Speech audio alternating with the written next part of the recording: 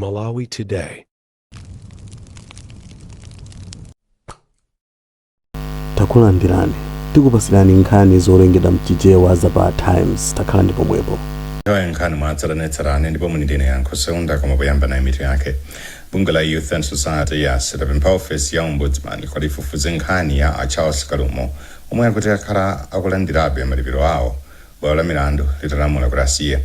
National Youth Council of Malawi yapempha boma kuti lilonjezere ndalama zomwe limapereka kwa achinyamata kuti ayambire mabizinesi osiyanasiyana kuchoka pa 100 million kwacha kufika pa 1 billion kwacha. Nkhani zina nduna yoona za chitetezo cha mdziko a Ezekiel Ching'oma yalonjeza kuonetsetsa kuti bilu yatsopano yokhudza ntchito za ndende ikhalira m'mulo. Tili ndi izi komanso nkhani zina zambiri tikhale limodzi. Bunge la Youth and Society yapempha ofesi ya ombudsman kuti ifufuze nkhani ya Charles Kalumo omwe akuti akhala akulandilabe malipiro ngakhale kuti bwalo lalikulu la milandu lidalamula kuti asiye kugwira ntchito ngati mkulu wa nthambi ya immigration chaka chatha. Malipoti akusonyeza kuti Akalumo akhala akulandira malipiro komanso ndalama zawo kaziwotche ngakhale kuti mu ofesi yawo pakadali pano muli munthu wina ogwira ntchito. Daniel Zimba walemba ripoti. Mwezi wa Juni chaka chatha, bwalo la High Court lidathetsa udindo wa Charles Kalumo ngati mkulu wa nthambi ya immigration. Bwaloli litapeza kuti Akalumo sadasankhidwe motsata ndondomeko pa udindowu komanso kamba kakulephera kugwira bwino ntchito yawo. Ngakhale izi zili chomwechi, pakhala pali malipoti osonyeza kuti Akalumo akupitiriza kulandira malipiro a 2,309,203 kwacha ndi ndalama za ukaziwotche zokwana 40,000 kwacha pa mwezi kuyambira mwezi wa Oktoba mpaka Novemba 2024. Akajoloweka ati izi ndi zosaloledwa ndi malamulo a dziko lino ndipo zikusonyeza kulekerera pakati pa adindo okhudzidwa m'boma. Iwo apempha ofesi ya ombudsman kuti ifufuze za nkhaniyi ndi kupeza chilungamo kuti izi zithe. Tonetsa kuti Akalumo komanso anthu ena amene amayenera kugwira ntchito yawo kuonetsetsa kuti Akalumo asamalendereso ndithu salale kubomako akunyozera ndithu chigamulo cha khoti. Ife tunena kuti ofesi ya ombudsman ndithu itithandize kufufuza ndithu mokwanira ma allegations amene wawa anthu amene akupanga zimene zizi kulekerera ndithu malamulo agwire ntchito. Ndipo mkulu wa ofesi ya ombudsman Malera watsimikiza kuti alandira pempholi ndipo ati pakadali pano pempholi akuliunika kaye kuti aone ngati kuli koyenera kuti ofesi yawo imvere pempholi kapena ayi. Amande Pondani ndi mneneri wa ofesi ya ombudsman. Dendo limene likaliunika tikapeza kuti lili mu dera limene ife timagwirira ntchito makamaka zokhudzana ndi kagwiridwe ntchito kabwino ka ntchito za boma takutingidwa kuti liyambidwepo kugwiridwapo ntchito ngati kafukufuku katha kuyamba. Kutsatira kuchotsedwa kwa Charles Kalumo pa udindo wa mkulu wa nthambi ya immigration, tsopano Fletcher Nyirenda ndoma kugwirizira udindowu. Bunge la National Youth Council of Malawi lapempha boma kuti liwonjezere ndalama yomwe limapereka kwa achinyamata kuti ayambire mabizinesi osiyanasiyana kuchoka pa 100 million kwacha kufika pa 1 billion kwacha. Bunge lirati 100 million kwacha inakhazikitsidwe kuti igawidwe kwa achinyamata koma pakadali pano yangogawidwa kwa makalabu achinyamata okwana 18 pa makalabu 120 omwe amayenera kulandira nawo ndalamayi. Witness Chipwere walemba ripoti ili omwe akwerenga ndi Festo Namalekezo. Poyankhula atapereka cheke cha ndalama zokwana 5 million kwacha ku gulu la achinyamata la Mwanganda pa skulu ya primary ya Lukulu ku Karonga, nduna yoona za achinyamata komanso za masewero a Uchizi Nkandawire anavomereza kuti pali achinyamata ambiri amene akufuna ndalamazi. Ankandawire anati kukulitsa ntchitoyi kungathandize kuti achinyamata ambiri afikiridwe ndipo kotero miyoyo yawo izasintha. Ndeti makambisana ndi akuluakulu akunaikulu kunena kuti mwina budget ya chaka chino titayiwonjezera kunena kuti ndalamayo imene ikupasidwa ngati ma grant kwa achinyamatawa mwina ikhale yochulukirapo. Anapempha pamene paja malo mwa achinyamata anzawo onse kunena kuti tithandizeni ife achinyamata tipeze chochita. Gulu la Mwanganda lili ndi achinyamata okwana 33 amene akuweta mbuzi komanso amalima mpunga. Wapampando wa komiti yoona za chisamaliro cha anthu ku nyumba ya malamulo Asavo Kafafa anagwirizana ndi ganizo loti ndalamazi zikwere ponena kuti zili ndi kuthekera kuthandiza miyoyo yambiri ya achinyamata. Fetu kutikayang'ana kuti maklabu alipo pafupi 15,000 tikanakonda kunena kuti mu budget ikubwerayo tiwonjezere ndalama zizikhale zochuluka mwina kufika 5 billion kapenanso timayang'ana kuti tifikire onse maklabu okwana 15,000 panenera kuti ndalama itafika pafupi pa 40 billion. Ndipo poyankhulapo wapampando wa gulu la anyamadali Salome Salanga anati ndalamayi iwathandiza kumanga khola tsopano la mbuzi komanso kukudza munda wawo wa mpunga. Ife ndifosangalala kwambiri chifukwa choti talandira ndalama za nkhaninkhani imene atchuliramo. Kulandira ndalama zambiri chonchi si chinthu chophwekayi. Eni ndife anthu osangalala kwambiri kuti mabizinesi athu omwe tikupangawo apita patsogolo and tipanga extend zinthu zosiyanasiyana. Thumba la ndalamazi lomwe ndi lokwana 100 million kwacha zaperekedwa kwa magulu achinyamata okwana 18 mdziko muno. Atatu mwa iwo ndi ku chigawo chakumpoto monga Lasanga ku Ngakhale, Wamaka ku Mzuzu komanso Mwanganda m'boma la Karonga. Nduna yoona za chitetezo cha mdziko a Ezekiel Ching'oma yalonjeza kuonetsetsa kuti bilu yatsopano yokhudza ntchito za ndende ikhale lamulo. Poyankhula pamene ndunayi imayendera likulu la ndende mu mzinda wa Lilongwe, Ching'oma ati aonetsetsa kuti biluyi imene ikuyembekezeka kuzathandiza kuchepetsa vuto la kutithikana mndende za mdziko lino yapita ku nyumba ya malamulo kuti aphungu akayikambirane posachedwapa. Mwazina biluyi ikufuna kuonetsetsa kuti anthu omwe apalamula milandu ing'onoing'ono adzipatsidwa chilango chocheperako mongogwira ntchito m'madera mwawo m'malo mopita ku ndende. Ching'oma akufotokoza kwa mtolankhani wathu Pemphero Malimba. Mwa chinthu chimodzi chimene ndachika kuti patsogolo kuti chithandizire kukonza zimenezi ndi kudutsitsa bilu kamene kuti lamulo la nyuwani limene tikufuna tidutsitse la ndende zathu.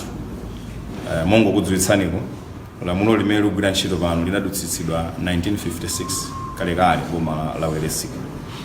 Nthawi yonseyi si limagwiridwa. Panopo limene lili lamulo la nyuwani lili tilidutsitsa. Mwachitsanzo chinthu chimodzi chimene chikhoza panga kuthandizira kuti ndende zathu zisachulukane ngati mmene zililimu ndiye kupereka chilango ku nyumba kumene munthu ali. Munthu akalakwa pamakhala tutolakwa tina ting'ono tumene tijambeze kuti munthu bewa wapita ku prison, koma lamulo ilili ndiye kuti lizikwaniritsa kuti mwina munthu uja angogwira ntchito cha kumene akuchokera.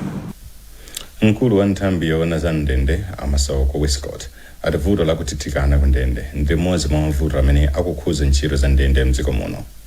Kubwera kwa lamulo limeneli ndikufunikira kwambiri chifukwa mu lamulo limeneli muli nkhani ya paro ndi umakagwirira ntchito ku nyumba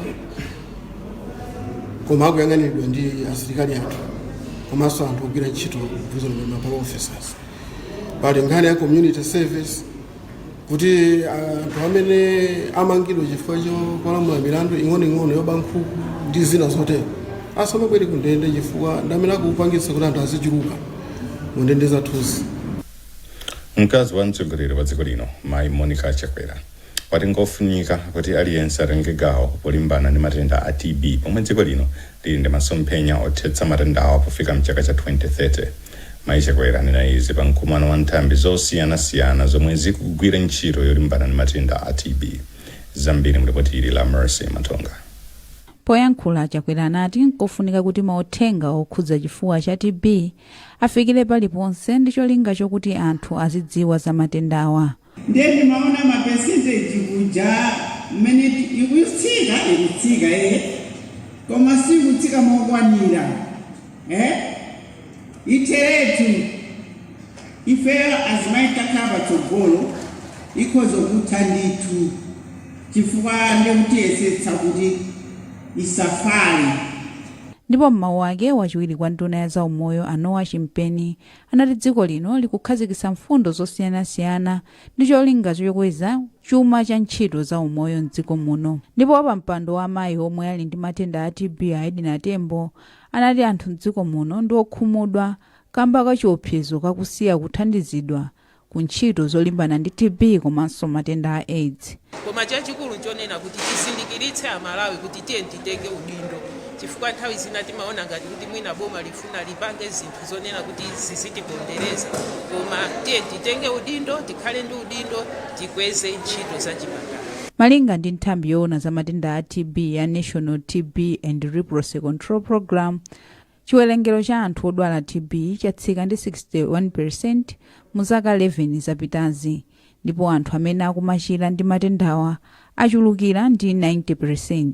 Komanso chiwerengero cha anthu amene amakhala ndi TB komanso HIV chatsika kuchoka pa 77% mu chaka cha 2003 kufika pa 47% mu chaka cha 2023.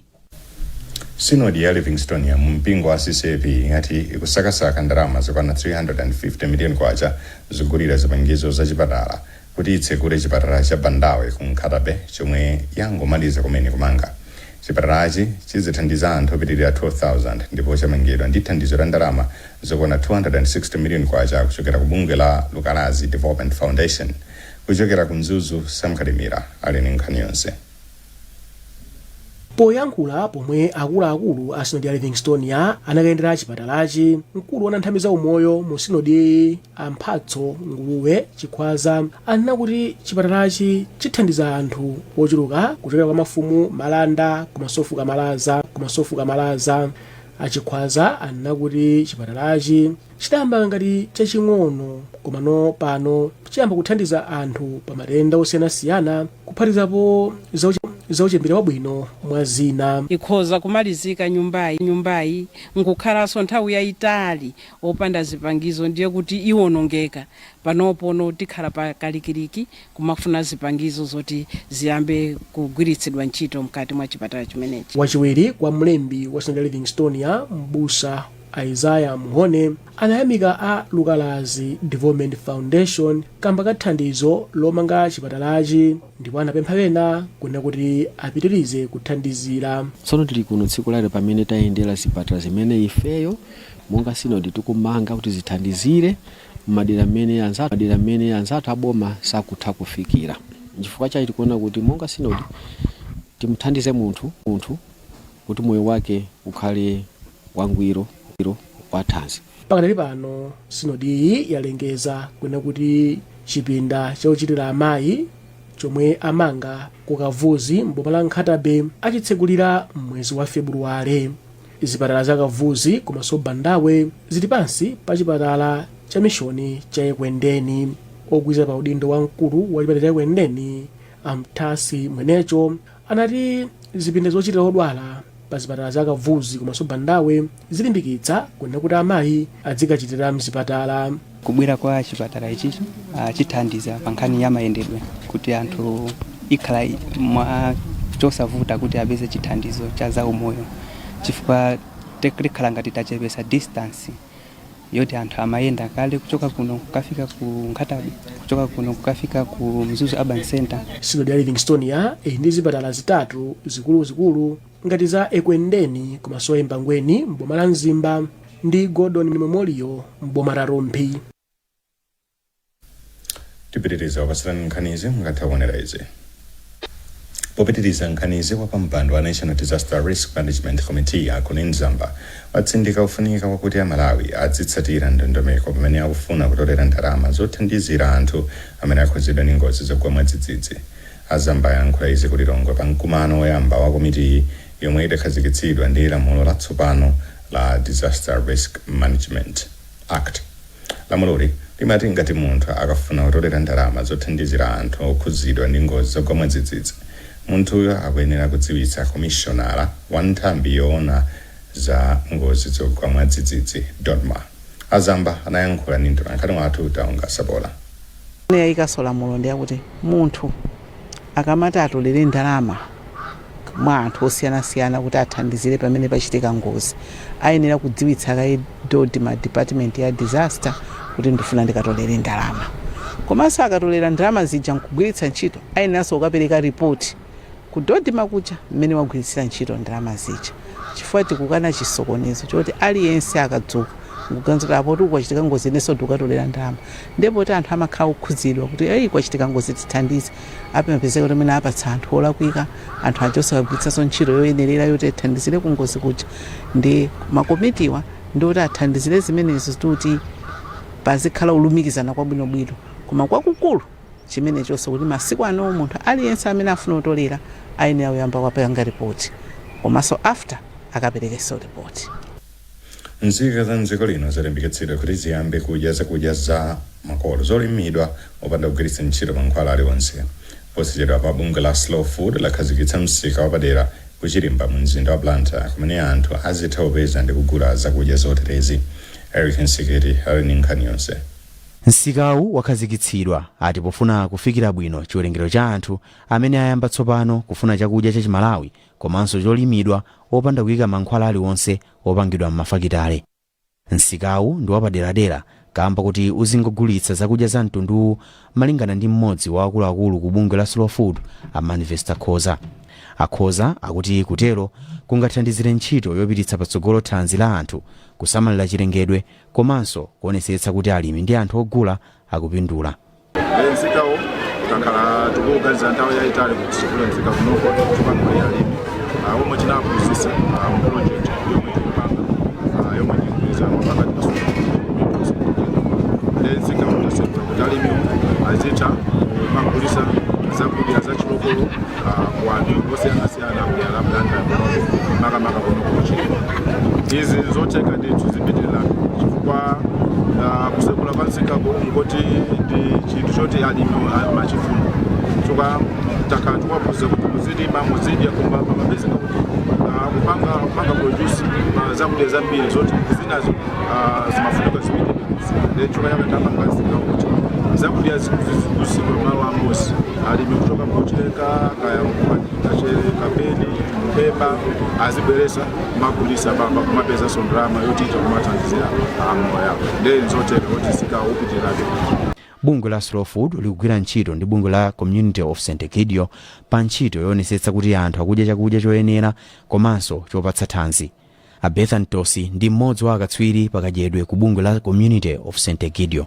Kuku zomweso koma zili zachilokolo zakudya zokula pang'ono ngati slow food zakudya zokula pang'ono ngati zalokosi zimeti malipilisa pakali pano azitha kukhala ndi aziweta kulima kale mulimo wakumayata kaya ni mbuzi makhala ni makolota aziweta cholinga apewe kudya zokudya zimene zikulipisima zokhala za mankhwala zimene zitakuzowa Kupatula Malawi, misika yotere yakhazikitsidwanso m'mayiko monga Kenya, Uganda, Mozambique ndi Burkina Faso. Nduna yoona za ntchito Vitumbiko Mumba yalamula kuti kampani yomwe imakonza nsapato kwa njewa mzinda wa Lilongwe iyambe kutsatira malamulo omwe boma linakhazikitsa.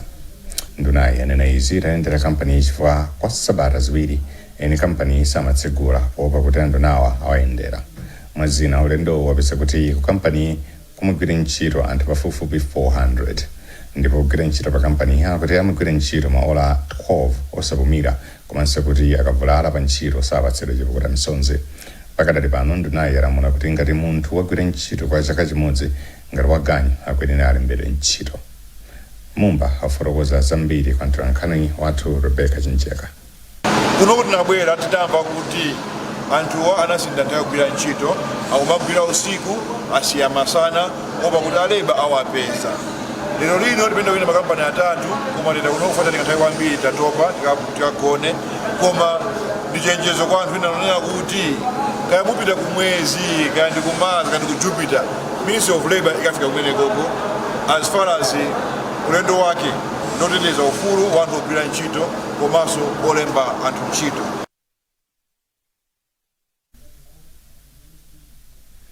Gulu la anthu ochita malonda ang'onoang'ono mu mzinda wa Blantyre lochedwa Business Connections lamanga ndi kupereka nyumba yatsopano ku banja la Ankweza omwe amakhala m'mudzi mwa Jameson mfumu yayikulu kapeni mboma la Blantyre. Wapampando wa gululi a Edward Mona wati nyumbayi yamangidwa ndi ndalama zokwana fupifupi 4.3 million kwacha zimene mamembala a gululi akhala akusonkha. Zambiri mulipotera aliwereni mpasa lomwe awerenga Sambanda Junior. Banja la Ankweza lakhala likukumana ndi mavuto aakulu kuyambira pomwe bambo James Nkweza yemwe amasamalira banjali anadwala matenda okufa ziwalo a stroke mchaka cha 2020. Amona ati gulu la Business Connections limazindikira zakufunika kothandiza anthu makamaka pa nthawi ino imene mabanja ambiri akukumana ndi mavuto azachuma. kufika chaka chimene cha 2024 kumapeto tazaona banja limene lili tinaona kuti ndizovutirapo chifukwa chake tinaganiza kunawa kuti mwina banja limene lili akuita kusowa pokhala pogona chifukwa chake tinayesa muno kukambirana gulu lathu la business connection ndi cholinga chonena kuti mwina anthu amene mwina tiyathandize banja limene lili mwina akhale at least ndi pogona pokha. Wapampando woona za ntchito zachifundo ku bungweri Amere Ndalama Sakala ati anayika pamodzi ndalama ndi cholinga chothandizira anthu osowa. Ndalama zimene zalowa pa nyumba imeneyi ndi zimene ifeyo timasonkha ku grupu wathu timasonkha aliyense amapanga pledge ndalama imene angakwanitse kuti tithandizikire nyumbayi. And pledge imene inachitika yonse inakwana 4,350,000. Mayi Catherine Nkweza omwe ndi akazi awo abambo James Nkweza athokoza gululi powapasa malo okhala. Panopa ndimakhala nyumba ya chimwene wanga amene ili pafupi. Ndi amene atinabe kuti ngati musafikira nawo kwa nthawi inoyi ndiyeta kulokula Mulungu lero kuna kuti azimaya business a business connection original ati choti chachikulu chamtengo wapatali. Pa tsikuli gulu la business connections laperekanso katundu osiyanasiyana monga ufa, soya, zovala ndi zina zambiri kwa anthu okhala kuderali. Nkhani zathu ndi zomwezo matisanasiyane na inso mitu yake. Bungwe la Youth and Society YAS lapempha ofesi ya ombudsman kuti lifufuze nkhani ya Charles Kalumo omwe akuti akhala akulandilabe malipiro bwalo la milandu litalamula kuti asiye. National Council of Malawi yapempha boma kuti ilonjezere ndalama zomwe limapereka kwa achinyamata kuti ayambire mabizinesi osiyanasiyana kuchoka pa 100 million kwacha kufika pa 1 billion kwacha. Nkhani zina nduna yoona za chitetezo cha mdziko a Ezekiel Chingoma yalonjeza kuonetsetsa kuti bilu yatsopano yokhuza ntchito za ndende ikhalira mulo. Munali ndine Yankho Sonda.